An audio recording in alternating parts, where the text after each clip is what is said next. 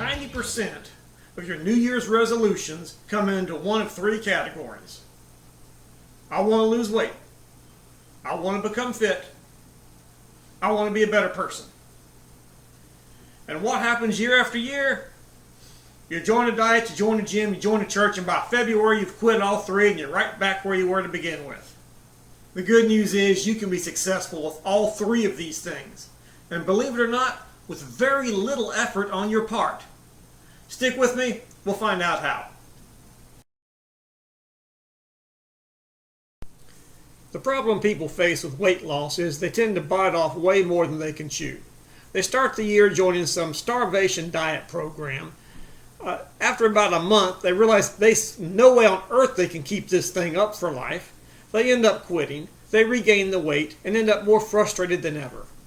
Folks, don't diet, don't even try to diet. I'm just going to ask you to do one thing. Quit drinking these things. I can't begin to tell you the amount of sugar that's in a soft drink, or any other sweetened drink for that matter. If you will just limit your beverages to water, unsweetened tea, and unsweet coffee, you're going to knock out 500 or 600 calories a day, and you don't have to give up eating anything. And the good news is, over time, this won't happen in a few weeks. After a few months, though, you will end up losing the desire for sweetened drinks, and you'll finally pick one up, and it'll take god-awful syrupy. Tell you what, it's really easy to give up something at that point in time when you no longer like it. To make things easier for you, do not use any diet drinks, do not use any artificial sweeteners except stevia. You can use that all you want to. And if you're in a pinch and you're at Mcdonald's and you want an iced tea, go ahead and use a packet of Splenda. But for the most part, stay away from any type of sweetener, diet or not. Stay away from any sweetened drink, and I promise you, if you do that one thing, you will weigh less by the end of the next year as you do right now. Okay, how many of you started off the new year right? You joined the gym because you're going to get fit and look like a fitness model by the end of the year. And of course, the boot camp instructor wears your butt out. You end up dreading going over to the gym. And not to mention the amount of time it takes. You got to get up, you got to get dressed for the gym, you drive over to the gym, you change clothes at the gym, then you go through all their little programs, you feel like you're going to die from the workout, then you got to shower, change your clothes back, drive all the way home. You've lost 2 hours. Well, we can reduce that down to about 15 minutes. It's called walking. If you are not used to walking or exercising, it's great exercise.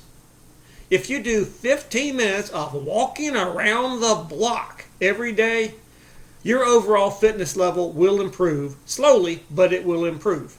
Your heart will get better, your lungs will get better, you will burn calories, which will help with the part 1 weight loss. You will become more active, you will want to do more, you will feel better, and it doesn't take any time or effort, and you have no excuse on a vacation because there's always a block you can walk around.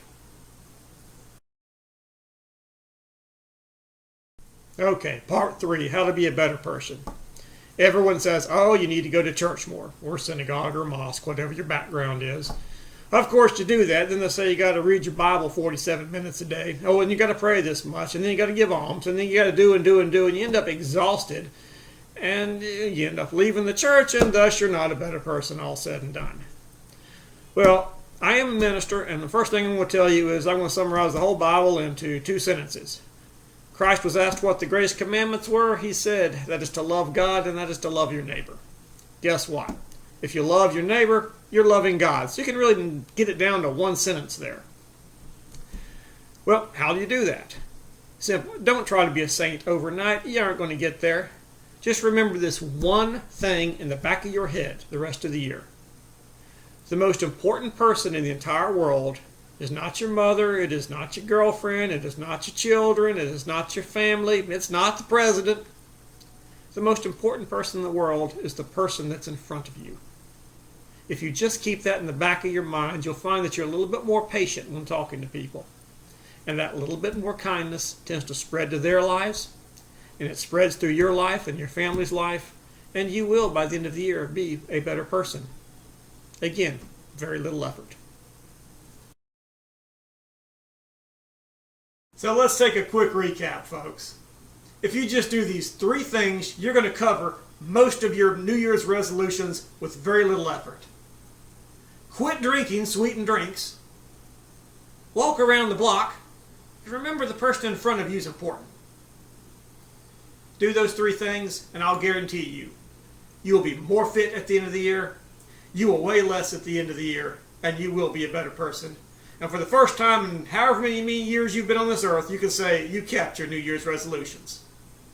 God bless, and may you have a wonderful new year.